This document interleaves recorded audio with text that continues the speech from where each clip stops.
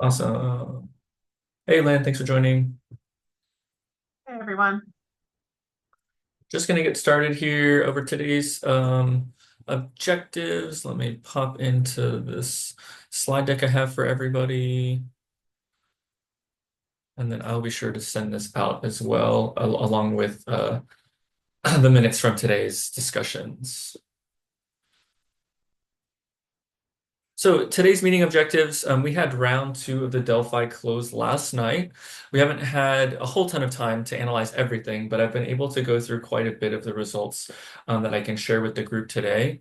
And then what we'll be doing is also going through some specific comments that reviewers left, as well as a couple of items for discussion regarding some specific elements that I think understanding that we're only in round two, but I think we should allocate some time to discuss them now, so that way we can have kind of a better understanding moving forward, and then we won't have as much to tackle when we finish round three. So overall results, let me move this out of the way here. Here's overall results. Round one, you can see there, and then round two below. During our discussions last meeting, we did talk about removing some interpersonal elements. So our N did change a bit, but we're still kind of headed in the right direction in terms of we increased the number of elements for inclusion from 25 to 32. We did exclude some that reached 80% consensus for exclusion. And then now we've reduced our number that did not reach consensus down to 46 from 63. So still headed in the right direction. Each round should get a little bit easier. There won't be as much data for everyone to look through. I do have the data elements specifically grouped out here for you. So on the next couple of slides, essentially, if it's bolded, that means it reached in consensus in round two. If it's not bolded, that means it reached consensus in round one. Um, this is a good example of we have quite a few elements from a particular topic. So I'm actually going to have us go into a little bit further discussion after I go over the results to compare these a little bit more closely to ensure that we think that all of them are needed. So here's essentially housing and homelessness. We have a new one out of NINS that reached consensus. We similarly added a third for sexual orientation. So the US CDI variable got added. Last round, we had approved NIH. So now we have kind of three. So we'll take a look at those and the different distinction between those today. For the intermediate determinants, we have quite a few. Once again, the bolded are those that reached consensus this round and round two. So we added a few more. Um, I will go over toolkits here in a bit. There was a question regarding, sometimes we're looking at the whole toolkit, other times we're looking at a specific element from a toolkit. So, how should we respond to those? So I'll dedicate a slide or two to look at that. So we can see we have added in insurance status, health literacy, and then we added also a specific prepare question related to partner violence. And then toolkits, the prepare entire toolkit actually reached consensus, so that's the only one that got added in this round. So as I said, I'll touch in a second. It's like, okay, so we have the full toolkit here, but we also have a question for a specific topic. So give me 1 second and we'll dig into what we do with those types of situations. Any questions over the overall results? Or any feedback on the Delphi overall for me?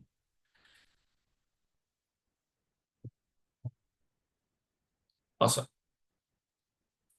So we're going to get a little bit deeper now into some of the specifics. So please, feel free to just kind of hop in or raise your hand if you'd like to comment on these elements. I'm going to go through kind of why we're discussing each one of these. First of all, before we get into your results, unfortunately, due to the new administration's direction, we were required by the DoD, because we are DoD funded, to remove gender-based CDEs. and references to gender from the survey. So those were still in round two. We were asked to remove these within like the last week or so. So, but just a heads up that those elements will not be in round three, and we are not allowed to um, recommend for inclusion in the NTRR any other gender-related elements. There is an existing element in Fitbur. I believe that is just male, female. So I believe that one is okay to stay in for the moment. But as you all can imagine, we're getting impacted on things like this, unfortunately. But just keep in mind that that's one change that's kind of out of our hands. Toolkit adoption, this is what I was mentioning earlier. So we have some pages that have individual data elements. These were elements that were just recommended from a specific user. So for prepare, for example, a very specific question was, oh, this question is great at, getting at this topic. So we went ahead and added those specific questions from the toolkits that were recommended by the work group members. Um, and then we also have the toolkits themselves listed at the end of the survey. So how this will work, and I do need to follow up with our FITBR representative, which even those communications at this point are a little bit difficult due to NIH communication, um, is that how it should work is that if a toolkit is adopted as a whole, then all the data elements with inside of that toolkit will be adopted. And then there's the potential, just because the entire toolkit is being adopted, that doesn't necessarily mean that a user would have to collect all of the data for that toolkit. They would still have the ability to say, oh, I really like that question or that element. I'm going to collect my data using that element that exists inside of the toolkit, but wouldn't be required to necessarily collect everything from the toolkit. So we'll have to wait and see the results. There may be instances where a specific data element reaches consensus for that particular topic, but the toolkit doesn't reach consensus, in which case just that element would be adopted. So we'll have to wait and see kind of what It, comes out. it looked to me like I could be misremembering, like we already had consensus on some of the toolkits. And so I wasn't clear why the individual items were being presented. So if we have consensus on the toolkits in round three, will you just suppress all the individual items from the survey?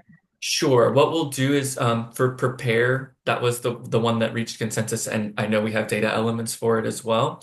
So what we'll do is similar to other data elements that have reached consensus, is we'll bold it and not allow you to interact with it anymore. That way you're just aware that it's already been approved for inclusion.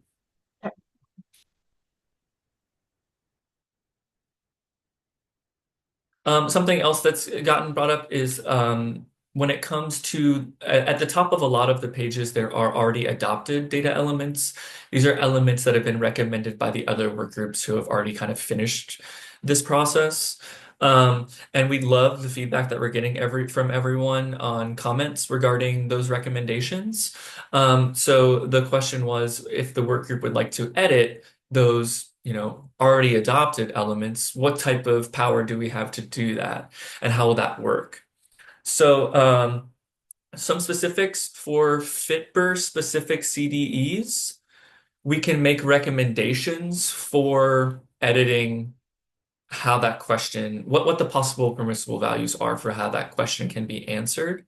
But I do want you all to know that we can make recommendations.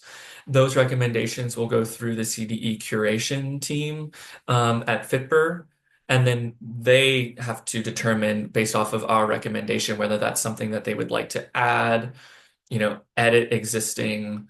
They're just going to look at that and kind of give us a yes or a no, or maybe part of it we can get a yes and part of it's a no. But there's a whole team dedicated to changing these elements because data has already been collected on these elements for many years now. So we understand that there's some instances where new permissible values, come about, and we need to make sure that we're updating our elements. So well, my recommendation for this group is if it is an already adopted FITBR, we make our recommendations for what we think how it should get changed, and then we make those recommendations to that curation team and see what they say. Um, on the other hand, if the CDEs that have already been recommended for adoption come from NINS, NEMSIS, or NIH, those don't have the ability to be edited in any way. Those are existing elements that have been adopted from some other program, and it is NIH 100%. We can't change. NINS and NEMSIS, there's very, very specific scenarios where we may have the opportunity to edit permissible values, but it's quite a lengthy process. We're talking months and months of waiting to see what type of responses we can get in terms of editing those. So because they've kind of already been recommended for adoption, I believe it would be extremely difficult to change those. If there's something that the entire group agrees 100%, we need to add this one permissible value, we can of course write that in our recommendations to the executive committee, who then can, potentially pull the right levers to try and get them changed. Any questions on that?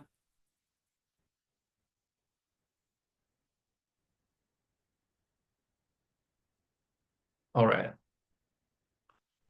So a few elements to go through today specifically that I've teased out. Once again, you guys, the deadline for submissions was yesterday, so I haven't gone through everything, but I've gone through quite a few that I think will be a good use of time to go through and have a discussion about where we're headed with these items.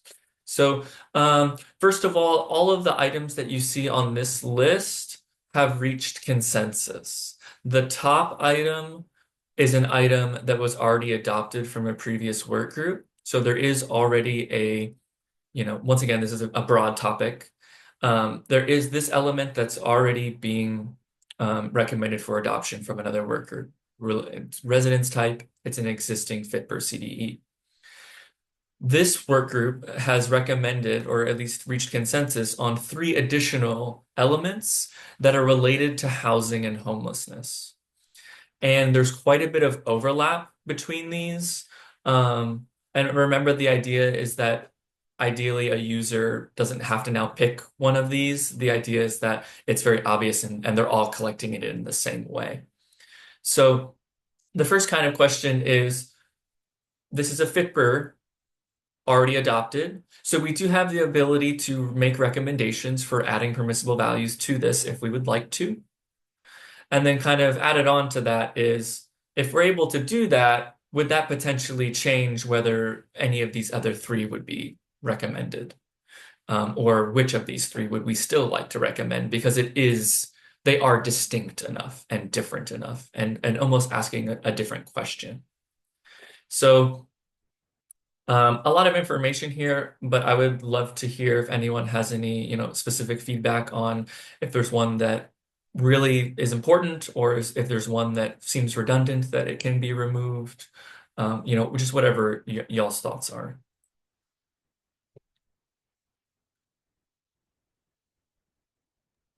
My thought initially is don't want to recommend a bunch of variables that are similar but different. And if this is really about what type of housing someone has and making sure we're capturing things like homelessness, that third question seems unnecessary. And maybe we should focus more on reconciling question 1 and 2. Question 1 is good to prioritize if it's acceptable, but as you pointed out, we wanted to make some changes to that because it doesn't really capture, I think, homelessness in some categories that people felt strongly about. The second question, I think looks nice. So I guess I would suggest we kind of focus on maybe questions 1 and 2. I Yeah, agree. And and they're technically asking about different time points, which is interesting. Like, where are they now versus where are they? So I think we could potentially do both. Or yeah, the question 1 is missing some of the pieces that I think maybe matter probably more to us. Could see question when, if they're coming from a nursing home or a rehab center, obviously clinically that's incredibly relevant because you're thinking about like sort of discharge and, like quality of life and after sort of injury care. But it doesn't have maybe those social drivers that question 2 has, is if it would be possible to just add question 2, right, to question 1, like in addition to, or yeah, because question 1 Yeah, isn't really it's relevant from like in some regards, but maybe not what we're trying to do. Yeah, it depends on the context of the study, right? Eh, yeah, for an acute injury study, the question one makes a lot of sense often at an early time point, but yeah, question two more for social things. Yeah, it'd be awkward though. If any study would, if a study is wanting to capture pre-injury and current residence type, they're going to want to use the same question structure Mhm. for both, right? So they would probably want to either take the first question and then replicate it and ask it for pre-injury or vice versa. So I don't know, that's kind of awkward. I don't really know how to manage that issue. Uh, And that was a question I had a lot throughout this survey was some questions are really anchored to an injury event and some are more general, and I wasn't sure how to deal with that. Yeah, and that's something that's come up in previous work groups as well as just because there's an existing element, it has that specificity of before injury, and that's way different than just a broad living situation.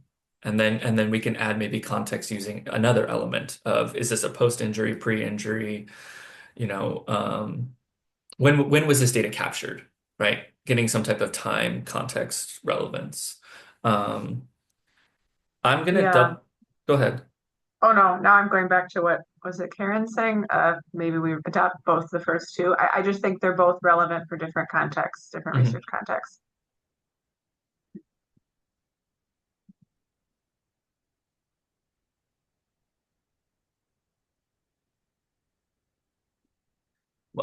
So we have two members kind of recommending one and two, understanding this before injury, and I can follow up with our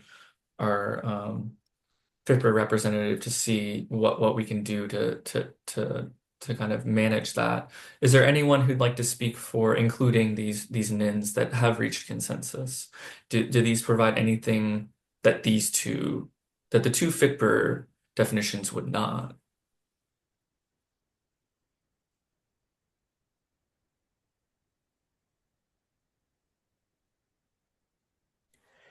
Well, they certainly provide a little bit of additional information. I'm not sure that it is information that makes a difference.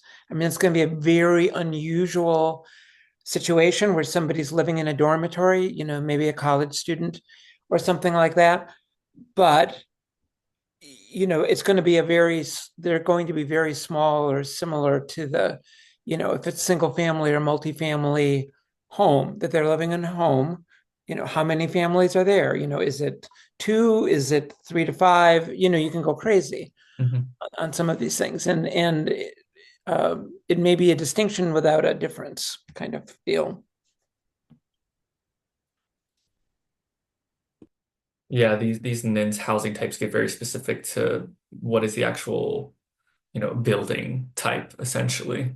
Um, I'm trying to think if there's any way that we could, or if there's any way we could work with these permissible values and potentially incorporate them, or whether that would just even complicate things even further. Once again, FITBR is going to be, if we have a chance of updating, our FITBR is our best chance of adding permissible values.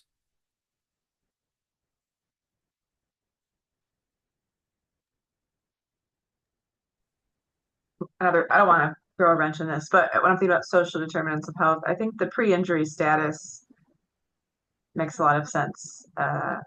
Whereas the current living situation, like, is someone are they in a rehab center or a hospital? That's usually more of an outcome Mhm. in a study like this, not like a social driver. So I don't know. All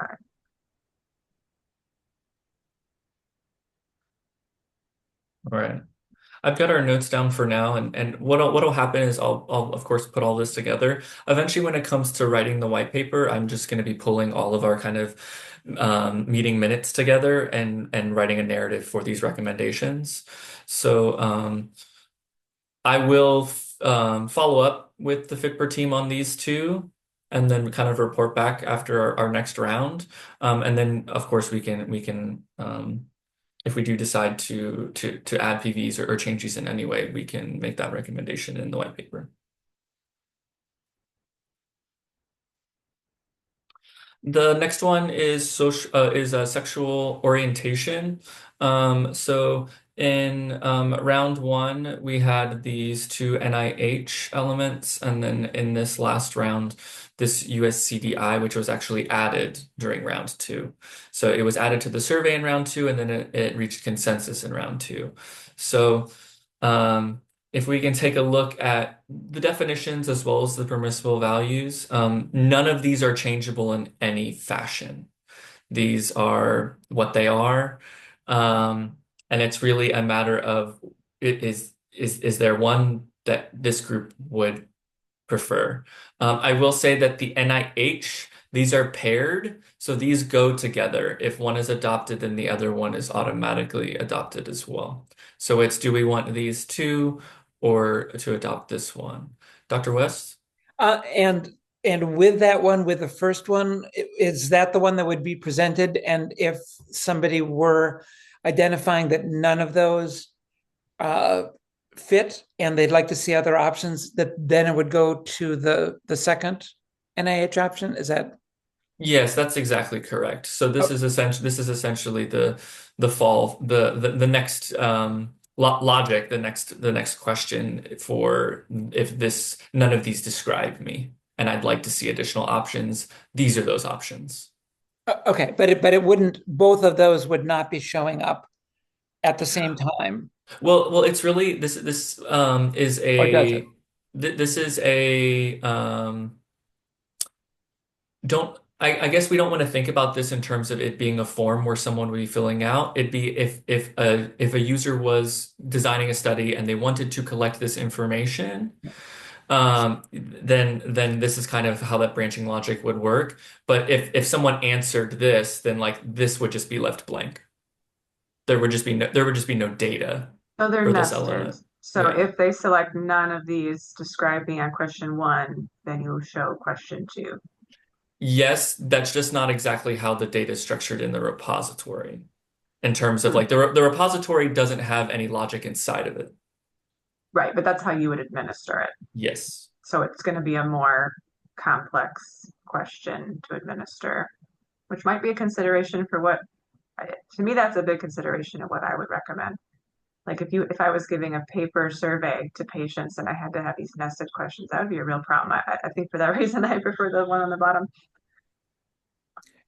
Well, except that the one on the bottom, well, the one on the bottom, yes, the one on the very The bottom has got a few US more options. CDI, yeah. It has some granularity, but it's much simpler, like for different types of research, like Right. questionnaire That was research why I was or, asking about how yeah. But to. that's just my opinion. I think we should pick, I agree with you. ideally pick one of the two options. I like the last one better.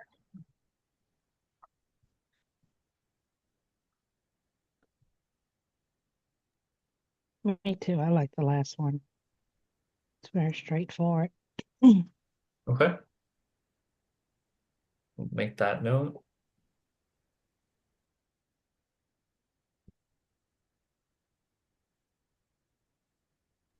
I noticed that the first one had an Oxford comma and the last one did not. Uh-oh. That's a sensitive subject, isn't Yeah. it? Okay, yes, it's war now. That's the nitty-gritty. Employment. Okay, so employment, it currently only has one.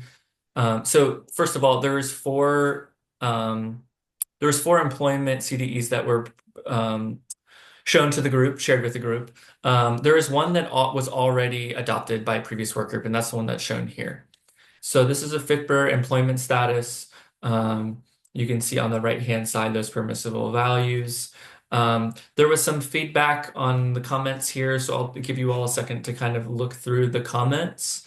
And then I did want to, it's just a lot of information. I did want to maybe pull up the other options for employment so we could get an idea of where this item sits right now. There is this element that's currently already being adopted in the system. And then in a moment here, I'll share with you guys the other options that were shared with you in the survey. Oh yeah, I remember this one. This one got me fired up because I didn't like some of the options like maternity leave, but no paternity and bereavement leave. I got kind Yeah. of fired up about that. Yeah. Let's see. It's not the best. Let's just say that. I agree, and it's alphabetical, which is very awkward. So awkward. Yeah, the order of a lot of these were really awkward.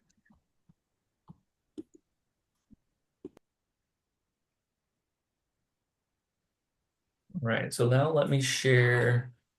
Now that we've had a chance to see what that element's like, I'm going to pull this over here and try and share this as best as I can. Once again, you all know there's a lot of data in these surveys.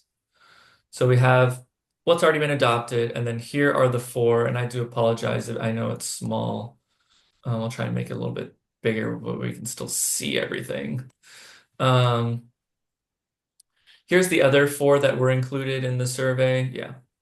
So we have a FITBR, an NIH, and then two NINs, all related to employment in one way or another. Some are very specific and others are pretty broad. So none have reached inclusion yet. So if the group just wants to kind of wait until round three and see kind of what comes out and deal with it then, that's fine. I just saw that there was quite a few comments on the already adopted element. So this is a case where, because it's fit beer, though, we could recommend changes to the Yeah. already adopted element, which might be the best way forward, because some of it's just wording Hmm.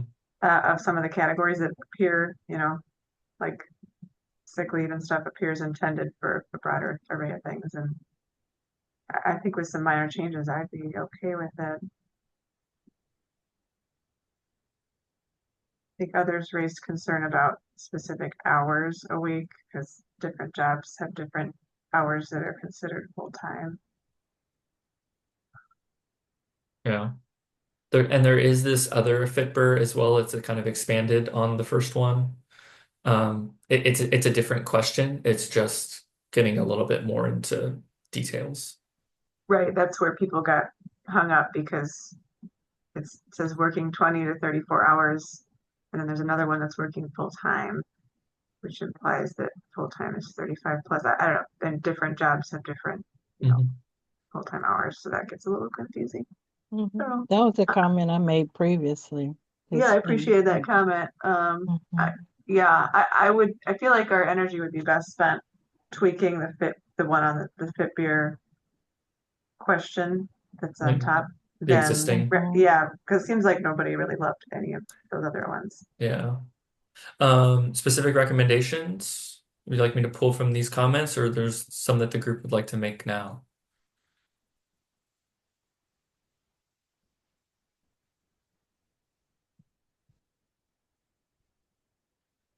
So can you answer? I had a question there about, can you select more than one on this Let me question? pull it up in the system right now for you and see.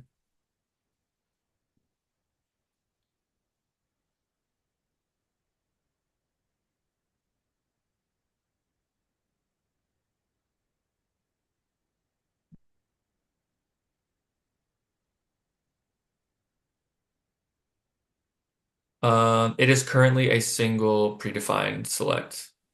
Okay, so you have to select your primary role if you're a Mhm. student and something else.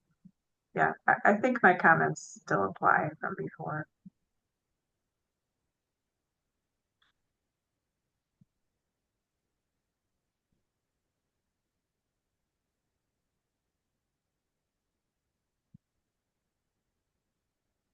So creating a unique element that would be just are you a student? Yes, no? Or would you Yeah, like, okay, student status, got you. I guess, but that would require pulling it out of this. I don't know if they would be open to that. Yeah. Yeah, otherwise I think it's mostly wording changes that people have suggested.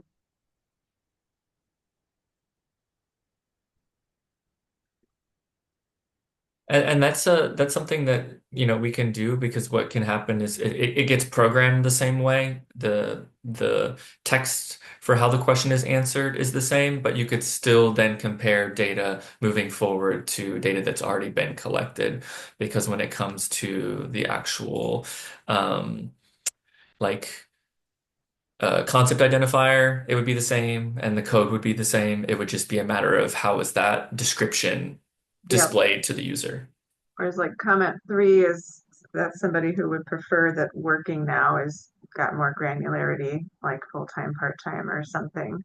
And that, I guess, would be a bigger change to make. Like you couldn't retroactively apply that to data that are already in these databases, Mhm. but you know, somebody, if they wanted to collect it with more granularity, they could always collapse those levels before they put it into the database.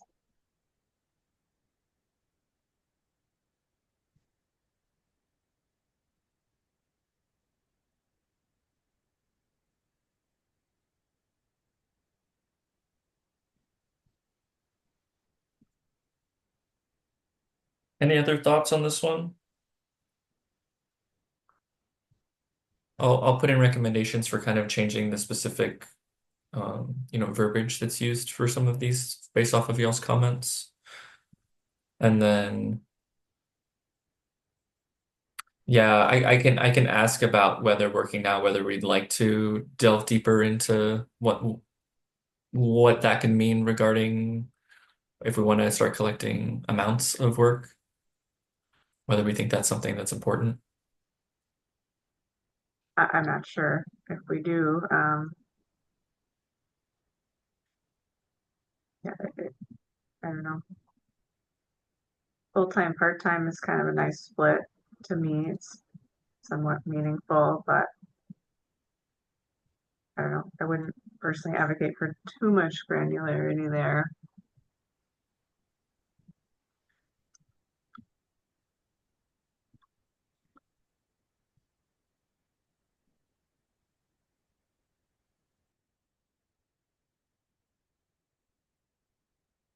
Next item up is education. Let me double check. I believe this is the very similar situation where we have one element that has already been approved from another work group. This element here. Let me double check that there are no elements that reached consensus from this group, which I believe is the case, or I would have put them on here. Education.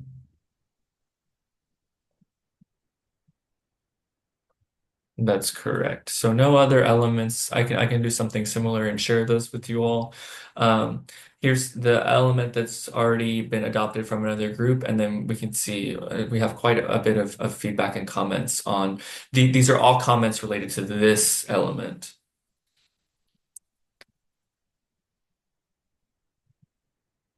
Having these appear in alphabetical order is so wild. It must be a default in the system. I mean, certainly you wouldn't collect it that way, but it just Mhm. makes it hard to look at. Yeah. Yeah, I think I preferred one that had the word USA in it. I think I can't remember what it looked like. Yeah, I'm gonna leave this on for another moment or so, and then I'll pull up the kind of other options you guys were given.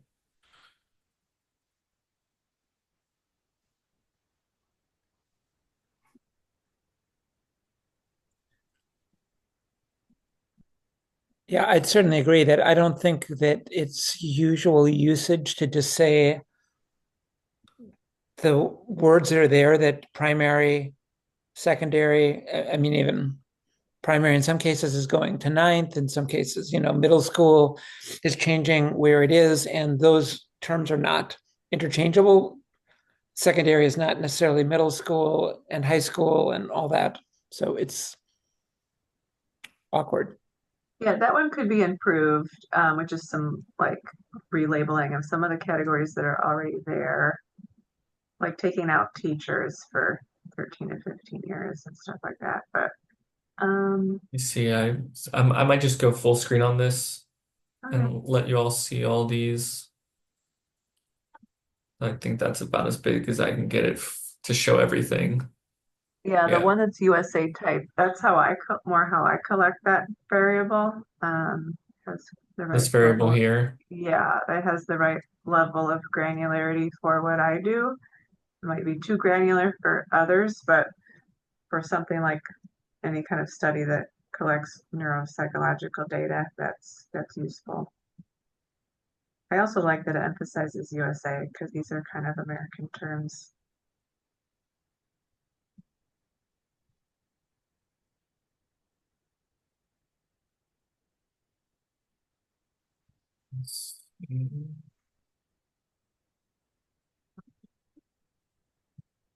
Yeah, and this is, we'll still be, of course, looking back and using the Delphi because none of these have reached consensus. But just because there's been so much feedback on the existing one, I wanted to at least kind of get the conversation started today. But I will say that this element, of all the elements that we have, this one is closest to reaching consensus. So when we go into round three, you guys can see the stats on that.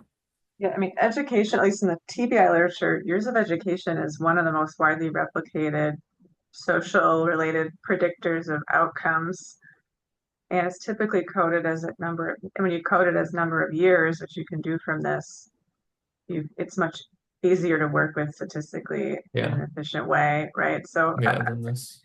that one I think for some studies might be totally fine, um, but there's quite a lot of literature looking at number of years of education, which you would need that second, the USA one for. I do remember there being I'd have to look back at the minutes, but there was quite a big discussion about these two in a previous work group. And um, what we would do essentially is if the group decided that, hey, maybe this one's better, is we would write that up and recommend, because these are so similar that this would replace what the other group recommended. And then of course we have to see, we're just providing our recommendations, and then the executive steering committee and CDE steering committee would look at those recommendations and make a final determination. Do we have No, levels of recommendation, like primary or core and like secondary or basic? Because I think that for retrospective studies, it didn't collect that level of granularity. It might be helpful to have the less granular as a secondary recommendation. we don't we definitely have the ability to recommend, hey, this one's being collected already, but we actually think that this one should be added, and users should be able to collect it in either way, understanding that there might be a difference in that granularity for how the data is collected. That's also an option. Okay.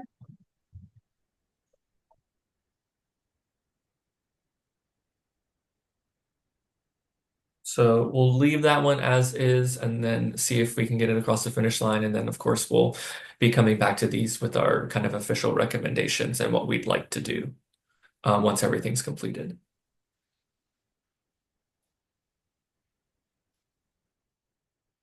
So those are the ones that I kind of highlighted for today. There's a few more where Fitbur is the only a Fitbur element was adopted, and you all left some comments.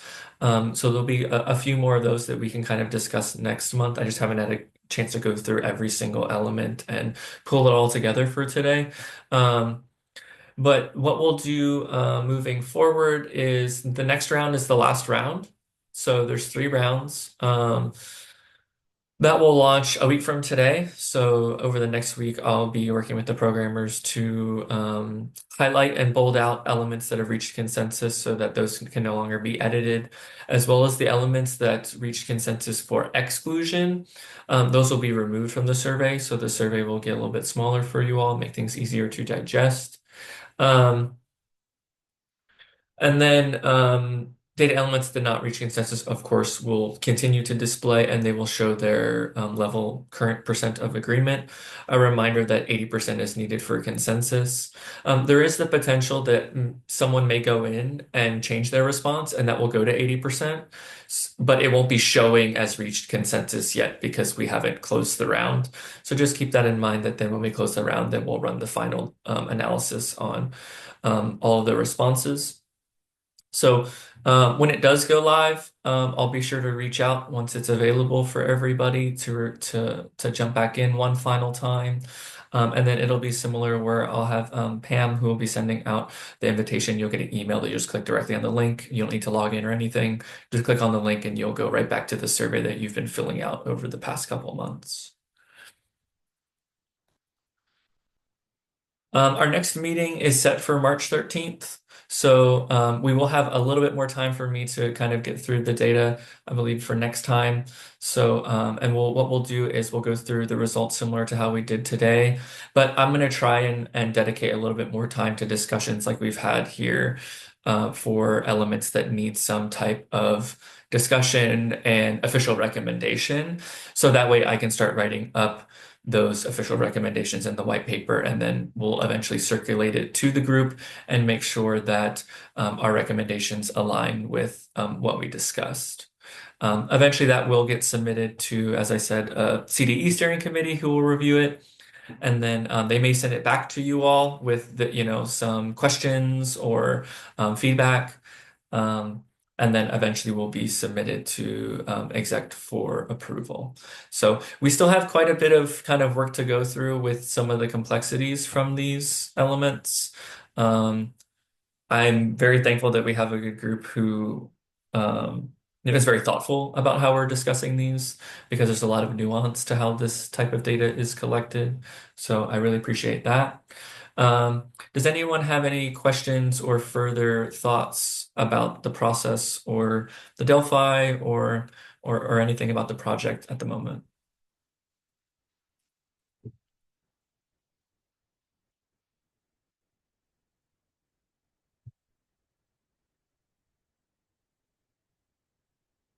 Awesome. Well, I will write up the minutes from our kind of discussions from today, and then just be on the lookout for round 3, which will start a week from today, and then looking forward to kind of getting our final results from everyone. Thanks, Nick. Thank you. All right. Well, thank you all very much and enjoy the rest of your week. Thanks. Thank you. Bye.